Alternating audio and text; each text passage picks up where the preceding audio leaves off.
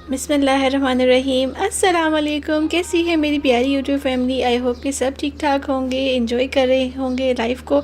तो यहाँ पर जारी है जनाब हमारी ईद की सीरीज़, और ईद की सीरीज़ में ऐसा कैसे हो सकता है कि कोफ्ते शामिल ना हो। तो मेरे पास मीट पड़ा हुआ था ऊँट का ही, तो उसको मैंने जो है वो कीमा करवाया है, और उसके साथ जो है मैंने कहा चलें जी आपके साथ अंडा और कोफ्ता की बड़ी ज़बरदस्त सी रेसिपी शेयर करती हूँ। तो चलिए जी चलते हैं रेसिपी की तरफ। यहाँ पर मेरे पास कुछ मसाला जात हैं और साथ में है ये भुना हुआ बेसन। इसको मैंने फ्राइंग पैन के अंदर बस 5 मिनट के लिए जो है वो हल्की आंच पर भून लिया था। यहाँ पर सबसे इम्पोर्टेंट बात, हमारा जो मीट है उसको मैंने जो है वो अच्छी तरह से स्ट्रेनर में डालकर कीमे को रख लिया था, और उसको जो है वो ज़बरदस्त सा ड्राई कर लिया है। अब सबसे पहले हमने क्या करना है कि मसाला जात को डाल लेना है चॉपर में। सबसे पहले मसाले चॉप कर लेंगे, क्योंकि कीमा जो है वो हमारा मशीन से 2 दफ़ा निकला हुआ है, इसलिए इसको बहुत ज़्यादा चॉप करने की ज़रूरत नहीं है। साथ ही साथ अंडा शामिल कर दिया है। इसको कर लेंगे अच्छी तरह से मिक्स। आप इसको हावन दस्ते पर कूट भी सकते हैं। और यहाँ पर जो है वो सबसे इम्पॉर्टेंट बात इसकी कि इसके अंदर आपने बेसन पहले नहीं शामिल करना है। उससे क्या होगा कि हमारा मसाला अच्छी तरह से पिसेगा नहीं। तो यहाँ पर मैंने शामिल कर दिया है आहिस्ता आहिस्ता करके बेसन, और बेसन के साथ इसका एक ज़बरदस्त सा यूनिफॉर्म सा टेक्सचर आ जाएगा, जो कि कोफ्तों में बहुत ज़रूरी होता है। बहुत ज़्यादा बारीक नहीं पीसिएगा, जैसे ऐसा हो कि थोड़ा सा चंकी भी लगे और अच्छा सा इसमें मसाला भी जो है वो अच्छी तरह से मिक्स हो जाए। तो यहाँ पर मैं एक बात बताना भूल गई कि मैंने इसमें नमक जो है वो मसाले में नहीं दिखाया है। तो नमक यहाँ पर जाएगा इसमें तकरीबन ½ टेबल स्पून के करीब नमक जाएगा। बहुत ज़्यादा मसाले इस्तेमाल नहीं करेंगे, क्योंकि अगेन जब ईद का टाइम होता है तो बहुत ज़्यादा मसाले हम लोग नहीं खाते हैं उस वक्त। तो कोफ्ते वैसे चटपटे ही अच्छे लगते हैं, आप चाहें तो मसाले थोड़े से ऐड ऑन कर सकते हैं। यहाँ पर कीमा हमारा जनाब पिस चुका है तकरीबन सारा, और यहाँ पर हम इसको कोफ्ते की शेप दे लेंगे। अब आप देखिए कितना ज़बरदस्त सा ड्राई हमारा कीमा है, कोई इसमें बहुत ज़्यादा मॉइस्चर नहीं है, जस्ट बिकॉज़ कि हमने इसमें बेसन शामिल किया है। और बेसन की तकरीबन 6 टेबल स्पून मैंने शामिल किए थे इसके अंदर। और यहाँ पर देखिए मैंने इसको ज़बरदस्त सा कोफ्तों की शेप दे लेनी है।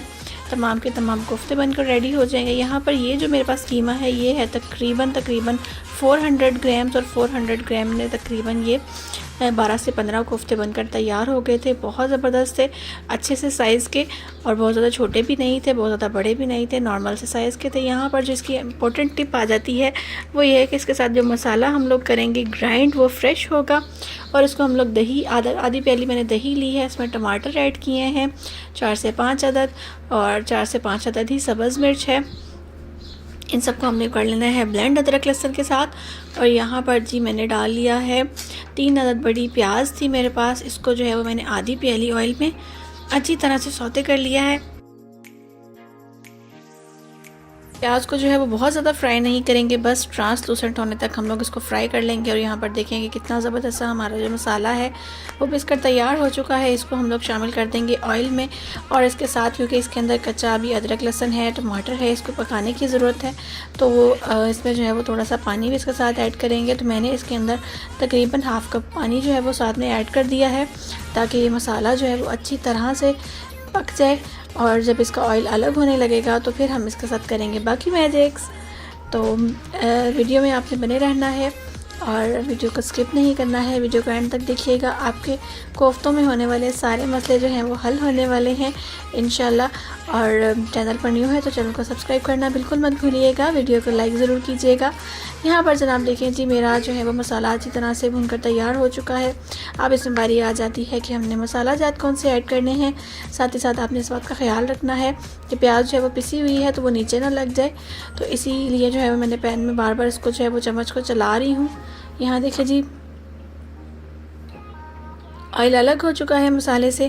तो अब इसमें हम डाल देते हैं कुछ मसाला जात। घर के मसाला जात हैं, बेसिक हैं, बहुत ज़्यादा स्पाइसी नहीं बनाएंगे हम लोग।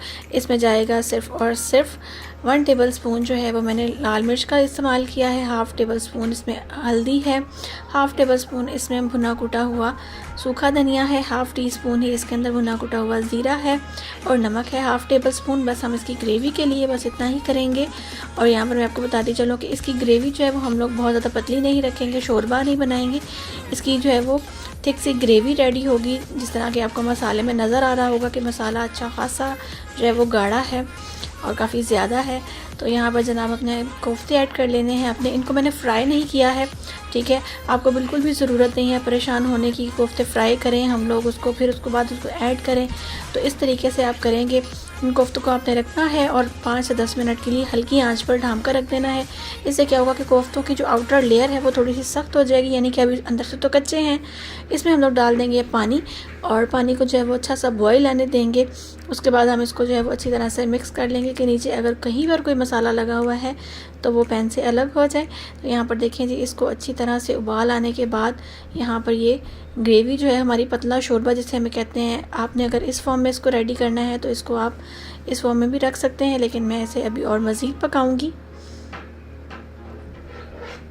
यहाँ पर देखिए जी, मसाले में जो कोफ्ते हैं हमारे शोरबे में अच्छी तरह से पक चुके हैं, और यहाँ पर शोरबा जो है वो इस कंसिस्टेंसी में आ गया है।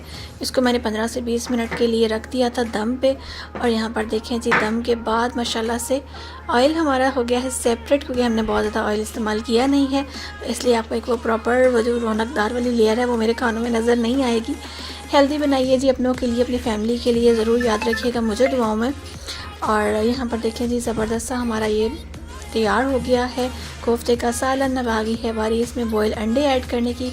आप फैमिली के अकॉर्डिंगली इसमें अंडे ऐड कीजिए और इन्जॉय कीजिए जी इस मज़ेदार से खाने को। यहाँ और जी, ये हमारा सालन बनकर तैयार हो चुका है। इसे हम लोग 10 मिनट हल्की आंच पर रखेंगे ताकि ये मज़ीद जो है वो रौनकदार हो जाए, मज़ेदार हो जाए। और आप इस पर चाहें तो गरम मसाला स्प्रिंकल कर सकते हैं, मैंने नहीं किया है। और जी, यहाँ पर देखिए मैंने इसको डिश आउट कर लिया है, और कितना मज़े का लग रहा है अंडा कोफ्ते का सालन, और ये खाने में भी इतना ही लजीज था। इंशाल्लाह आप भी ट्राई कीजिएगा और मुझे फ़ीडबैक दीजिएगा। दुआओं में याद रखिएगा। अल्लाह हाफ़िज़।